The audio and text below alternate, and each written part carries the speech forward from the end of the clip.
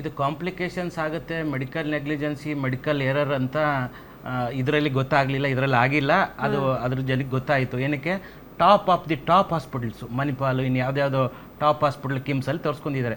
ಇದೇ ಚಿಕ್ಕ ನರ್ಸಿಂಗ್ ಹೋಮಲ್ಲಿ ಹಾಸ್ಪಿಟ್ಲಲ್ಲಿ ಆಗಿಬಿಟ್ಟಿದ್ರೆ ಅವ್ನು ನಡ್ಕೊಂಬಂದಿದ್ದ ಹೋಗುವಾಗ ಹೊತ್ಕೊಂಡು ಹೋಗ್ತಾ ಇದ್ದಾರೆ. ಡಾಕ್ಟ್ರ್ ಏನು ಮಾಡ್ದ? ಹೊಡಿ ಡಾಕ್ಟ್ರನ್ನ ಹೊಡಿತಾರೆ, ಹಾಸ್ಪಿಟಲ್ ಹೊಡೆದಾಕ್ತಾರೆ. ಈ ಮೆಡಿಕಲ್ ಕಾಂಪ್ಲಿಕೇಶನ್ಸನ್ನು ಅಥವಾ ಈ ಪೋಸ್ಟ್ ಸರ್ಜಿಕಲ್ ಕಾಂಪ್ಲಿಕೇಶನ್ ಎಕ್ಸ್ಪ್ಲೇನ್ ಮಾಡೋದಕ್ಕೆ ಟೈಮೇ ಕೊಡೋದಿಲ್ಲ. ಹೌದು, ಒಂದು ಇನ್ಸಿಡೆಂಟು ಏನಂದ್ರೆ ನಮ್ಮ ಫ್ರೆಂಡ್ ಕ್ಲಿನಿಕಲ್ಲೇನೆ ಹೊಡೆದ್ಬಿಡ್ತಾರೆ ಜನರು.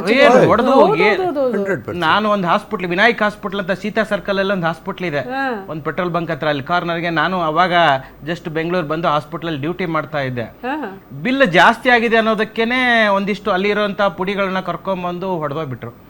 ಈಗ ಅದಕ್ಕೆ ಕಡಿಮೆ ಮಾಡಿ ಸರ್, ಸ್ವಲ್ಪ ಹೆಚ್ಚು ಕಡಿಮೆ ಮಾಡಿ ಅಂದ್ರೆ ಮಾಡ್ಬಿಡ್ತಾರೆ. ಬಟ್ ಏನಂದ್ರೆ ರೀಸನ್ಸೇ ಇಲ್ಲ. ರೀಸನ್ಸ್ ಅಂದ್ರೆ ದುಡ್ಡು ಹೆಚ್ಚಾಗ್ಬಿಟ್ಟಿದೆ, ನೀವು ಮಾಡೋದು ಇದಕ್ಕಂತ. ಈ ಥರದ್ದು ಏನಾಗುತ್ತೆ, ಜನಕ್ಕೆ ಎಕ್ಸ್ಪ್ಲೇನ್ ಮಾಡೋದಕ್ಕೆ. ದೊಡ್ಡ ಹಾಸ್ಪಿಟ್ಲ್ ಆದಾಗ ಅಲ್ಲಿ body guards, security guard, police ಎಲ್ಲ ಇರುತ್ತೆ. ಚಿಕ್ಕ ಚಿಕ್ಕ ಹಾಸ್ಪಿಟ್ಲು, ನರ್ಸಿಂಗ್ ಹೋಮ್ದು ಏನು ಕತೆ?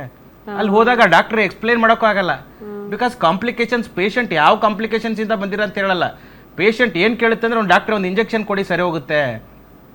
ಡಾಕ್ಟ್ರಿಗೆ ಗೊತ್ತಿರುತ್ತೆ ಯಾವ ಇಂಜೆಕ್ಷನ್ ಕೊಡಬೇಕು, ಯಾವ ಕಾಯಿಲೆ ಕೊಡ್ಬೇಕಂತಿರುತ್ತೆ. ಪೇಷಂಟ್ಸ್ ಹಾಗೆಲ್ಲ ಕೇಳಲ್ಲ. ನೀವು ಡಾಕ್ಟರ್ ಅಂದ್ರೆ ಇಂಜೆಕ್ಷನ್ ಕೊಡಲ್ಲ ಅಂದ್ರೆ ನೀವು ಡಾಕ್ಟರ್ ಹೆಂಗೆ ಅಂತ. ಈ ಥರದ್ದು ಈ ಜನರಲ್ ಕ್ಲಿನಿಕಲ್ಲಿ, ಸ್ಲಮ್ಸಲ್ಲಿ ಇದೊಂದು ದೊಡ್ಡದಾಗಿದೆ.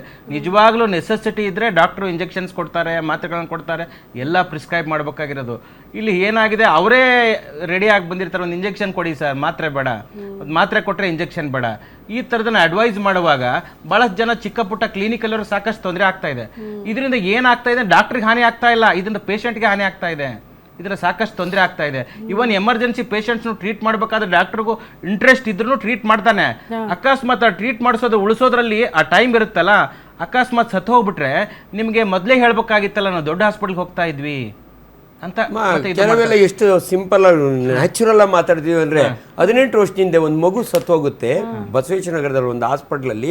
ವೈದ್ಯರ ನಿರ್ಲಕ್ಷ್ಯ ಅಂದ್ರೆ ಓವರ್ ಡೋಸ್ ಆಫ್ ಅನಸ್ತೀಚಿಯಾ ಕೊಟ್ಬಿಟ್ರು, ಮಗು ಸತ್ತೋಯ್ತು ಅಂತ. ಅಮ್ಮ ಟ್ರೂತ್ ಏನು ಗೊತ್ತಾ ಅಮ್ಮ, ಮಕ್ಕಳಿಗೆ ಬೆಳಗ್ಗೆ 4 ಅವರ್ ಖಾಲಿ ಹೊಟ್ಟೆಯೊಳಗಿರ್ಬೇಕು ಜನರಲ್ ಅನಸ್ತೀಚಿಯಾ ಕೊಡ್ಬೇಕಾದ್ರೆ.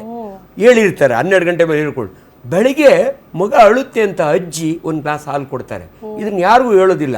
ಅನಸ್ತೇಶಿಯಾ ಡಾಕ್ಟರ್ ಫಸ್ಟ್ ಕೇಳೋದು ಮಗುಗೆ ಏನು ಇಲ್ಲ ಡಾಕ್ಟ್ರೆ, ಅವ್ರ ಲೆಕ್ಕದಲ್ಲಿ ಇಡ್ಲಿ ದೋಸೆ ಅಷ್ಟೇನೆ. ಅನ್ಫಾರ್ಚುನೇಟ್ಲಿ ಅನಸ್ತೇಶಿಯಾ ಆಪರೇಷನ್ ಮುಗಿದೋಗುತ್ತೆ, ಎಂಡೋಟ್ರಿಕ್ಯಲ್ ಟ್ಯೂಬ್ ತೆಗಿತಾರಲ್ಲ, ಬಳಕ್ಕಂತ ವಾಂತಿ ಮಾಡುತ್ತೆ.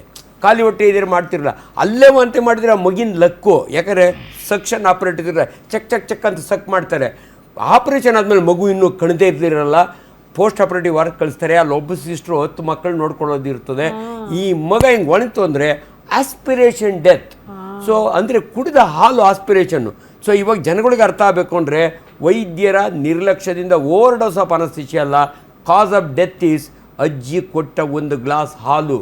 ಇದನ್ನು ಒಪ್ತಾರ ಜನ? ಒಪ್ಪೋದಿಲ್ಲ. ಒಬ್ಬ ವೈದ್ಯನಾಗಿ ದಯವಿಟ್ಟು ಕೊಡಬೇಡಿ, ಅದರಿಂದ ಸತ್ತೋಯ್ತು ಅಂದ್ರೆ ಯಾರು ಒಪ್ಪಲ್ಲ, ಚಚ್ಚಿ ಬೀಸಾಕ್ಬಿಡ್ತಾರೆ ಡಾಕ್ಟ್ರನ್ನ. ಅದಕ್ಕೆ ನಾನು ಭಾಳ ಸರಿ ಹೇಳ್ತೀನಮ್ಮ, ಅಪ್ಪ ನಾನು ನಾರಾಯಣ ಅಲ್ಲ, ಅಂಜನಪ್ಪ, ವೈದ್ಯ ನಾರಾಯಣೋ ಹರಿ ಅನ್ಬೇಡ, ರೌಟ್ ಹೆಚ್ಚು ಕಮ್ಮಿ ಆದಾಗ ನನ್ನ ಬಟ್ಟೆ ಹರಿ ಬೇಡ, ಹಿಂಗೆ ರಿಕ್ವೆಸ್ಟ್ ಮಾಡ್ತೀನಿ. ದಿಸ್ ಈಸ್ ಅವರ್ ಪೊಸಿಷನ್ ಮಾ. ನಿಮ್ಮ ದಂಗಲ್ ಅದಕ್ಕೆ ನಾನು ಪದೇ ಪದೇ ಹೇಳ್ತೀನಿ, ಇಟ್ಸ್ ಎ ವಂಡರ್ಫುಲ್ ಪ್ರೋಗ್ರಾಮ್. ಎಲ್ಲ ನಮ್ಮ ಕಷ್ಟನ್ನು ಜನರಿಗೆ ಹೇಳ್ತೀವಿ, ಜನಗಳಿಗೆ ಏನಿರಬೇಕು ಅಂತ ನಾವು ಹೇಳ್ತೀವಿ. ನಮ್ಮ ಗ್ರಾಮೀಣ ಭಾಗದಲ್ಲೆಲ್ಲ ಹೆಣ್ಮಕ್ಳು ಹೆರಿಗೆ ಹೋದಾಗ್ಲೂ ಕೂಡ ಏನು ಕೊಡಬೇಡಿಯಪ್ಪ ಸಿ ಸೆಕ್ಷನ್ ಅಂತಾರೆ, ಕೊಟ್ಬಿಟ್ಟೆ ಅಯ್ಯೋ ದೊಡ್ಡಮ್ಮನ ಮನೆ ಒಬ್ಬಟ್ಟು ಊಟ, ಚಿಕ್ಕಮ್ಮನ ಮನೆ ಕಡುಬು ಊಟ, ಹಂಗೆ ಕರ್ಕೊಂಡು ಹೋಗೋದೇ ಇಲ್ಲ. ಅವಾಗೆಲ್ಲ ಕಾಂಪ್ಲಿಕೇಶನ್ ಆಗ್ತದೆ. ಇದು ಜನಗಳಿಗೆ ಅರ್ಥ ಆಗಬೇಕು. ನಿಜವಾಗ್ಲೂ ಇದರಿಂದ ಏನು ತೊಂದರೆ ಆಗುತ್ತಂದ್ರೆ, ಈಗ ನಾನು ಡಾಕ್ಟರ್ಸ್ ಜೊತೆ ಮಾತಾಡ್ತಾ ಇರುವಾಗ, GP ಡಾಕ್ಟರ್ಸ್ ಜೊತೆ ಮಾತಾಡುವಾಗ ಅವ್ರು ಹೇಳ್ತಾ ಇರ್ತಾರೆ, ಎಮರ್ಜೆನ್ಸಿ ಬಂದಾಗ ಪೇಷಂಟ್ಸ್ನ ನೋಡೋದು ತಾಕತ್ತು ಆ ಡಾಕ್ಟರ್ಗೆ, ಆ ಸ್ಕಿಲ್ ಎಲ್ಲ ಇರುತ್ತೆ.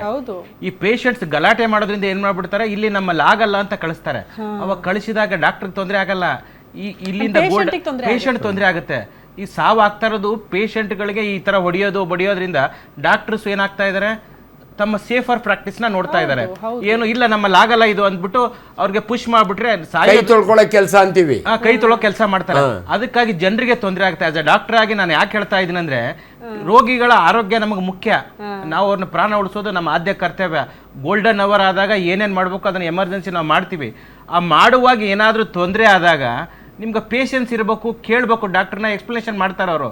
ನೀವು ಏನು ಕೇಳೋದೇ ಇಲ್ಲ. ಚಿಕ್ಕ ಕ್ಲಿನಿಕ್ ಆಗಿದೆ ಅಥವಾ ಚಿಕ್ಕ ನರ್ಸಿಂಗ್ ಹೋಮ್ ಆಗಿದೆ ಅಂದಾಗ ಹೊಡೆದ್ ಬಿಟ್ರೆ ಅವ್ನು ನಡ್ಕೊಂಡ್ ಬಂದಿದ್ನಲ್ಲ ಈಗ ಹೆಂಗೆ ಸತ್ತು ಹೋದ, ಯಾವ ಇಂಜೆಕ್ಷನ್ ಕೊಟ್ರಿ, ಅದು ಇಂಜೆಕ್ಷನ್ ಇದೆ ಏನು ಕಾಂಪ್ಲಿಕೇಶನ್ ಇದೆ ಅದು ಟೆಸ್ಟ್ ಮಾಡಿಸಿದಾಗ ಗೊತ್ತಾಗುತ್ತೆ ಅಥವಾ ಪೋಸ್ಟ್ ಮಾಡಿದಾಗ ಗೊತ್ತಾಗುತ್ತೆ, ಅದು ಯಾವುದು ನೋಡೋದೇ ಇಲ್ಲ. ಮೊದಲೇ ಸುದ್ದಿನೇ ಈ ಸುಳ್ಳು ಸುದ್ದಿನೇ ಬೇಗ ಸ್ಪ್ರೆಡ್ ಆಗುತ್ತೆ, ಅವಾಗ ಸಾಕಷ್ಟು ತೊಂದರೆ ಆಗುತ್ತೆ. ಪೇಷಂಟ್ ಮ್ಯಾನೇಜ್ ಮಾಡೋದು ಎಮರ್ಜೆನ್ಸಿ ಒಳಗೆ easy, difficult to manage the attendants. ಅದು ಡೈರೆಕ್ಟ್ ಅಟೆಂಡ್ ಅಪ್ಪನೋ ಚಿಕ್ಕಪ್ಪನ ಪರವಾಗಿಲ್ಲ, ಪಕ್ಕದ ಮನೆಯವರೋ ಫ್ರೆಂಡ್ಸ್ ಬಂದಿರ್ತಾರಲ್ಲ, ಅಮ್ಮ ಹೆಂಗ್ ಮಾತಾಡಿದ್ರು ಡಾಕ್ಟರ್ಗಳು ನಿಜವಾಗ್ಲೂ ನಾವು ಮಾಡೋದೇ ಆ ಕೆಲಸ. ನಮ್ಮಲ್ಲಿ ಈಸಿಲಿ ರಾಜೇಂದ್ರ ಟ್ರೀಟ್ ಮಾಡೋ ಪೇಷಂಟ್ ಇಲ್ಲಪ್ಪ ನಮ್ಮ ಹತ್ರ ಆಗಲ್ಲ, ನೀನು ಇದ ಮೇಲೆ ಹೋಗ್ಬಿಡು ಅಂತ ವಾಶ್ ಆಫ್ ಟೆಕ್ನಿಕ್ ಮಾಡ್ತಾರೆ. ದಯವಿಟ್ಟು ಕೇಳಿಸ್ಕೊಳ್ತೀರಾ ಜನ, ದಯವಿಟ್ಟು ನಿಮ್ಮ ಜೀವ ನಮಗೆ ಭಾಳ ಇಂಪಾರ್ಟೆಂಟು. ದಯವಿಟ್ಟು ಯಾವಾಗ ಅಟೆಂಡರ್ಗಳು ನೀವು ತೀರಾ ಕ್ರಿಯೇಟ್ ಮಾಡ್ತಿರಲ್ಲ ನೀವೇ ಕಷ್ಟ ಅನುಭವಿಸೋದು. ಹಂಗಾಗಿ it's very important. Yes doctor, ವಾಪಸ್ ಬರ್ತೀನಿ. ಡಾಕ್ಟರ್ಸ್ ಅಂದ್ರೆ ವೈದ್ಯೋ ನಾರಾಯಣೋ ಹರಿ ಅಂತೀವಿ. ಬಹುತೇಕ ಸಲ ಡಾಕ್ಟರ್ಸ್ ಹೇಳ್ದಂಗೆ ನಾವು ಡಾಕ್ಟರ್ಸ್ನ ವಿಲ್ಲನ್ ತರ ಟ್ರೀಟ್ ಮಾಡ್ಬಿಡ್ತೀವಿ ಅಂತ, ಹೊಡೆಯೋದು ಬಡಿಯೋದು ಯಾವ್ದ್ಯಾವ್ದೋ ನಾವೇ ವೈದ್ಯರಾಗಿ ನಾವೇ ಪ್ರೆಡಿಕ್ಷನ್ಗಳನ್ನ ಮಾಡಿ ಯಾಕೆ ಸತ್ತೋದ್ರು, ಆರಾಮಾಗಿರುವಂಥ ವ್ಯಕ್ತಿ ಯಾಕೆ ಸತ್ತೋಗ್ತಾರೆ, ಜಸ್ಟ್ ಜ್ವರ ಅಂತ ಬಂದಂಥ ವ್ಯಕ್ತಿ ಸತ್ತೋಗ್ತಾರೆ, ಮೊಣಕಾಲಿನ ಶಸ್ತ್ರಚಿಕಿತ್ಸೆಗೆ ಒಳಗಾದಂಥ ಸಚಿವರು ಮೃತಪಡ್ತಾರೆ ಅಂದ್ರೆ ಏನು ಇರಬಹುದಲ್ಲ, ಡಾಕ್ಟರ್ಸ್ ನಿರ್ಲಕ್ಷ್ಯನ, ಇಂಥ ಪ್ರಶ್ನೆಗಳು ಬರುತ್ತೆ. ದಯವಿಟ್ಟು ಹಂಗೆ ಅಂದಾಜು ಮಾಡಬೇಡಿ ಅನ್ನುವಂಥ ವಿಚಾರವನ್ನು ಡಾಕ್ಟರ್ಸ್ ಹೇಳ್ತಾ ಇರೋದು.